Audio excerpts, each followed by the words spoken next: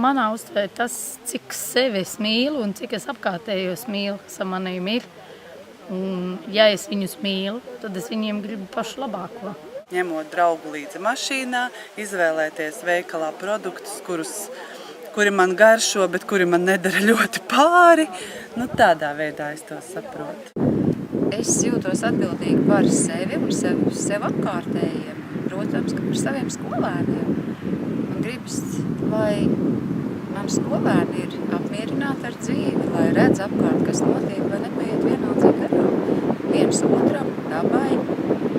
Bieži vien mēs darām visu kampaņu veidā. Tagad vācam atkritumus, mēs viņus šķirojam.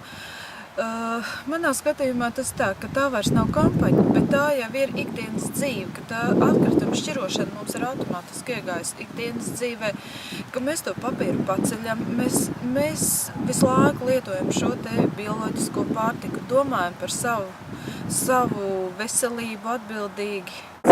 Tas ir šeit, tagad un tūlīt izdarīt vienu konkrētu darbu ar savu piedalīšanos, piemēram, kaut kāda veselīga auga audzēšanā.